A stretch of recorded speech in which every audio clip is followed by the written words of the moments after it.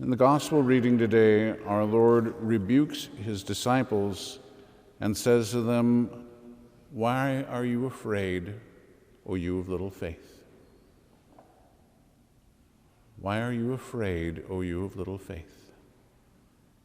We have to ask ourselves, how often do I give in to fear of whatever kind? Because it's all around us right now. It's interesting when you look at the gospel. We hear first about the wind and the waves coming up and even crashing over the boat. Now, these are just little fishing boats. We're not talking about a yacht. Jesus is asleep in the stern. Obviously, he's getting soaked. And he slept right through it. But the part that's more interesting to me is that the apostles, in the midst of their panic, turn to Jesus, and they don't say, "Why aren't you helping us to row?" They aren't saying, "Well, what are you doing asleep?" They're saying, "Save us." It's like, wait a second. You don't have faith that he's going to just take care of everything, but you're going to call out to him to save you. So on one hand, we have the faith to be able to call on him because we're in trouble, but we're lacking the deeper faith to know that he's with us in the midst of the trouble. It's just one of those obvious kind of points that St. Therese of Lisieux had pointed out. She said, did they really think the boat was going to sink with Jesus in it? It's like, well, duh. Should be pretty obvious. And yet at the same time, when Jesus rebukes the wind and the waves, they ask the question, what kind of man is this? So you see that they're stuck in between. They kind of have faith in him. Lord, save us, we're perishing. And yet, they don't have faith in him. What kind of man is this? Who is this? Well, we can maybe understand a little bit because they didn't know at that time. They weren't clear. We know that some of them, even after the Lord had risen from the dead, he brings them out to the Mount of Olives 40 days. So he's been appearing to them right along. And still it says they worshiped him, but some doubted.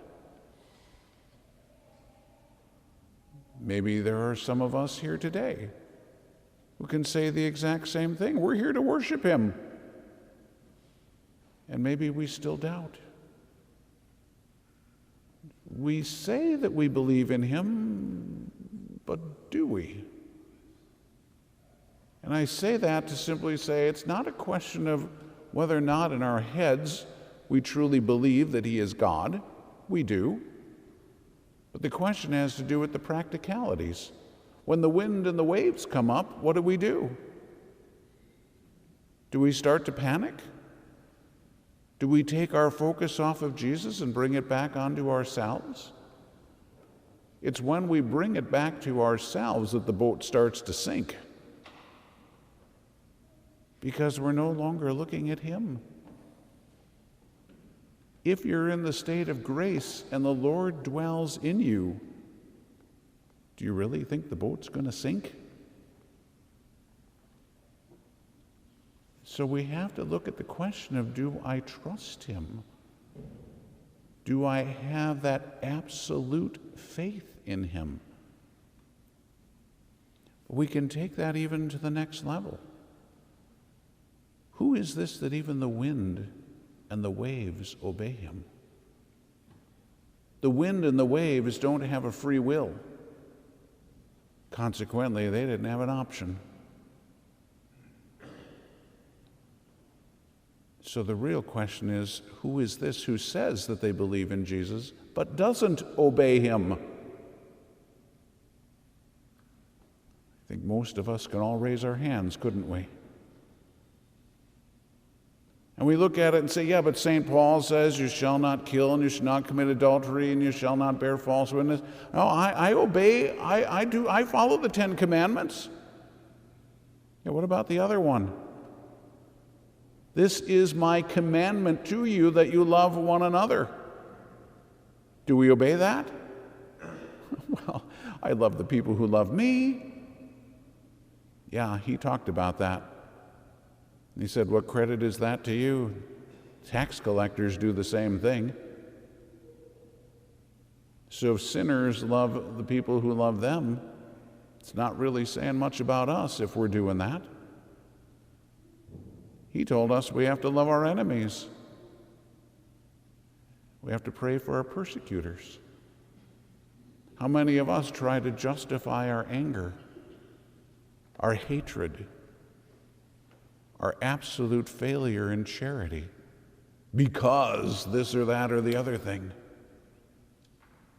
Now, Jesus didn't say you have to like everybody. He said love your enemies. They're your enemies. They're not your best friend. But he said you have to love them. So to love somebody is to desire what's truly the best for them. Do we do that?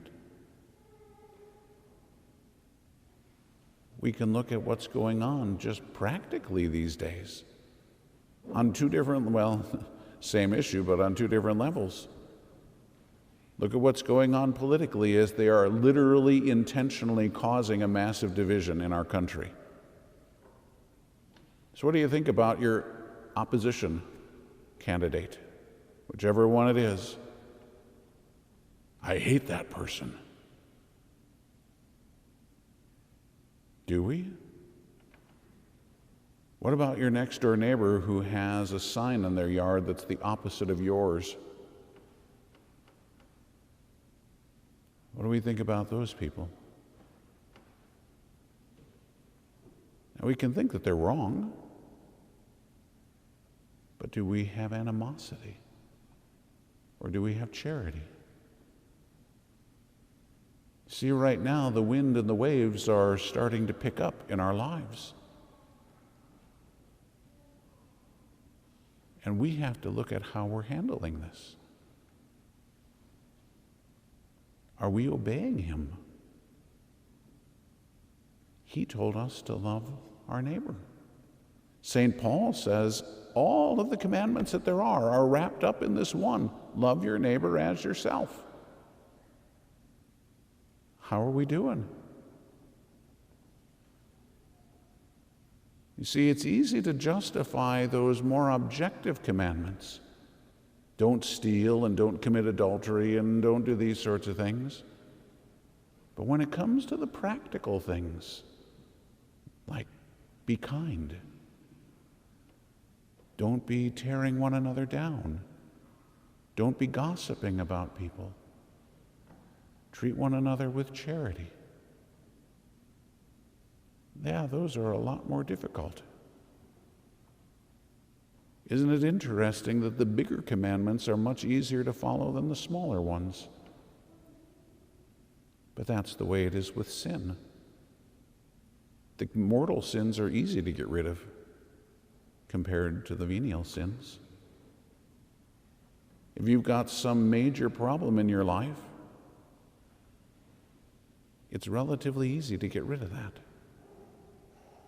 But now say to yourself, okay, what do I need to do if I'm going to be patient?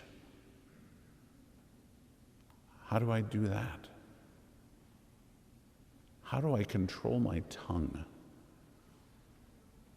Because when I get together with my friends and everybody's yapping about this or that or the other thing, how do I handle that?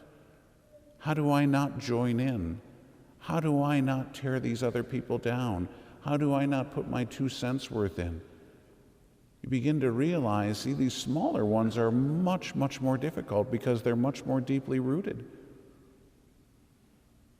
And so we have this command from our Lord, and he states it several times in the Gospels, in case anybody had missed it, to love one another, to love your neighbor, to love your enemy. and even went so far as to say, love one another as I have loved you. Well, there it is, right in front of you. He didn't do that because you were such a wonderful person. He didn't do that because you had never done anything wrong. He didn't do that because you weren't his enemy.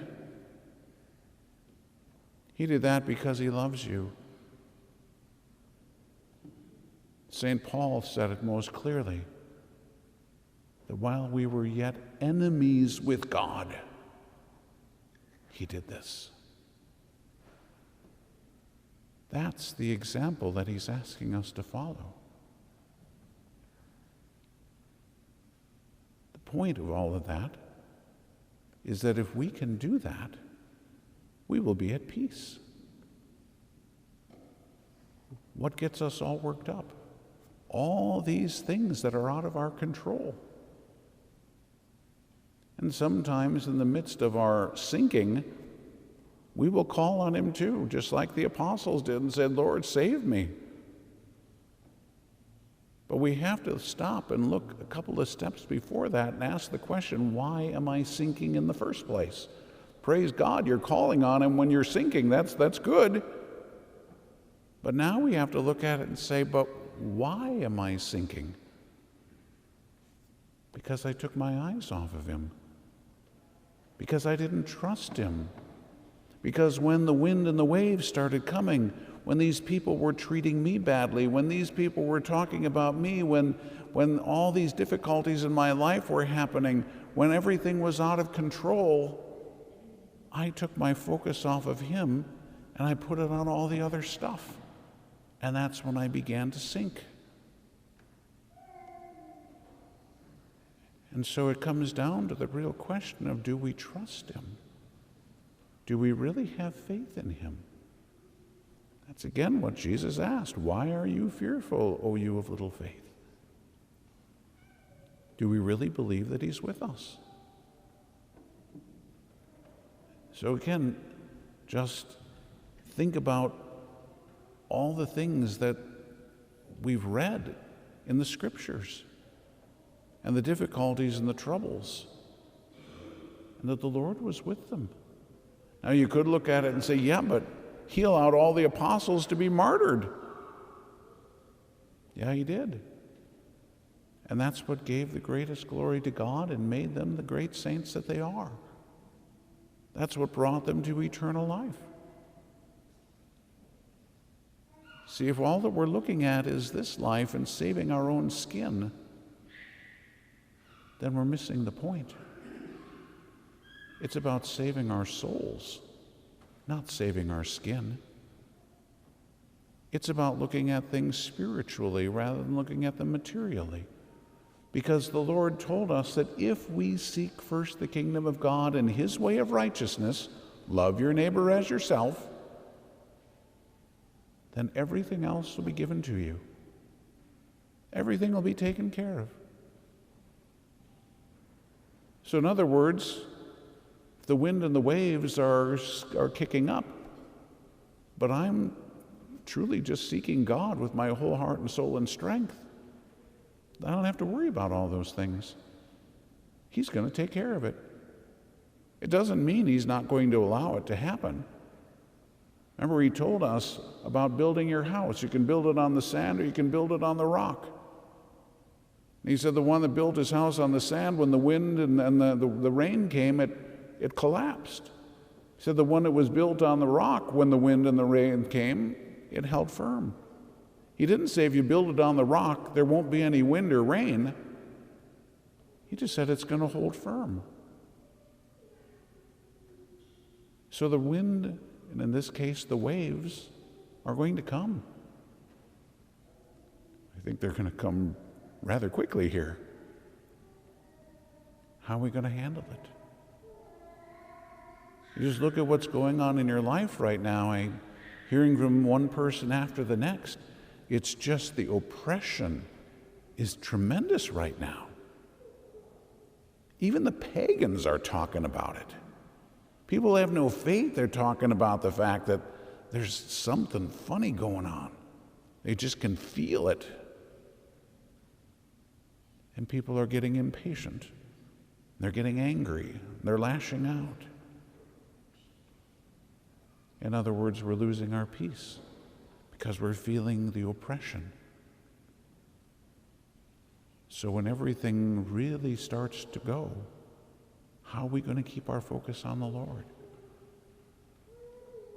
So again, if we're going to look at this and say, all right, if I am going to truly have faith in the Lord, and if I'm going to obey, again, God gave you a free will. So the wind and the waves had no choice, as I said, but to obey. You have a free will. That means you have a choice. You can choose to obey or not. And so if I'm going to do that, how? And the only answer to that is prayer. If we're not united with Jesus, how are we going to be obedient? How are we going to trust? How are we going to look at him in the boat while all this stuff is going on if we're not in the boat with him? If we have actually gotten out of the boat, it's pretty stupid, isn't it? But isn't that exactly what we do? When the wind and the waves come, we climb out of the boat, and then we wonder why we're getting soaked. It's like, well, get back in the boat. Jesus is right there. He's totally at peace. He's sound asleep. That becomes our problem. It's like, well, I asked him and I didn't get an answer. He's snoring. He is God. He's got it all under control. It doesn't matter if he's awake or asleep. Obviously, as God, he doesn't sleep, but in his humanity, there he was sleeping. So if you can't hear him and you can't feel him and so on, that doesn't mean he's not there, and it doesn't mean he's not hearing you. It means he's asking you to trust that even though we don't have anything that we can tangibly hang on to, that's where the trust is necessary.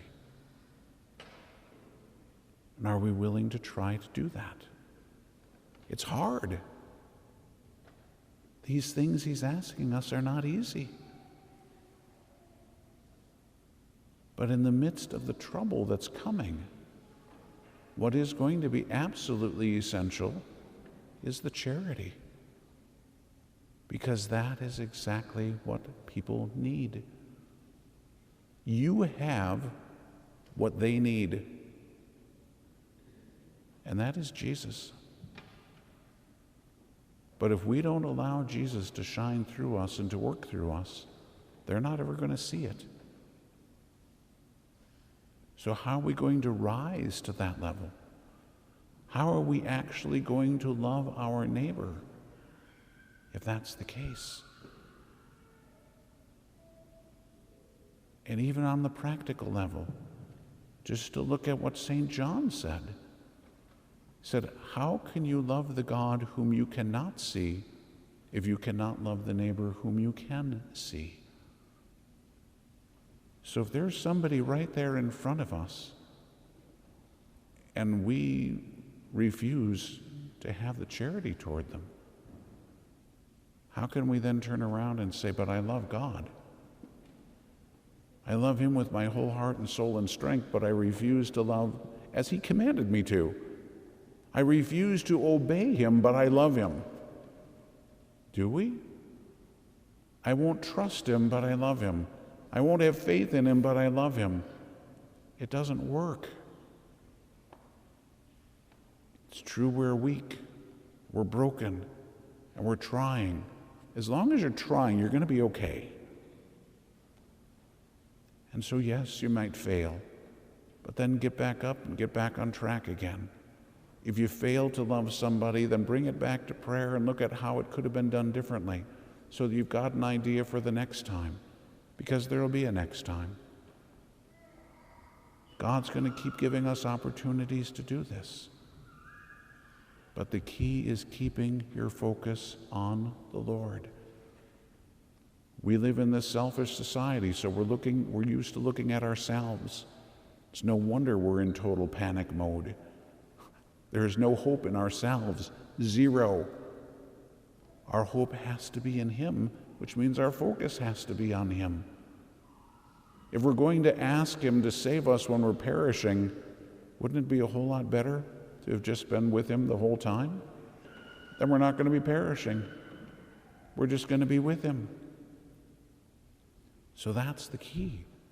Just keep your focus on Him. And as I said, when you fail, which we all will, bring it back to prayer. Go back and try it again. If you fail again, bring it back to prayer, and you keep working on it until you can actually carry it out. Then He'll give you a new test, and a harder one, because now you can handle it at this level. Now He's going to give you a test on the harder level. When you get used to that, He'll jack it up again and give you a test on an even more difficult level, because He wants you to keep growing in virtue. He wants you to be a saint. And He is giving all of us an opportunity to do that. So the question is, do we want it? His apostles didn't ask Him. He called them. And He called them to be saints. They could have looked at it and say, I didn't ask to be a saint. True enough, He asked them to be a saint. Now He's asking you to be a saint. Are you willing to obey Him? Are you willing to have faith and trust in Him? Are you truly going to love Him? We have to really look at our disposition and ask, am I doing what He has asked me to do? On one hand, it's pretty simple. Love your neighbor. That doesn't mean have gushy feelings. That means to serve. That means to be the light in the darkness. That means to be the calm in the storm. And the only way that we can have that light and that calm is if we have the one in us who is the light and who is calm. And that's Jesus. So keep the focus where it belongs. And then the real marvel will happen. Not that the wind and the waves obey Him, because they didn't have a choice, but that you and I obey Him, because we do have a choice. And when we make that choice, then He can actually look at us and say, well done, good and faithful servant, rather than to say, oh, you of little faith. Think about that. Which one do you want to hear when you stand before Him? He's giving you the opportunity at this point to put it into practice, to rise to the occasion, and to be obedient in faith to Jesus.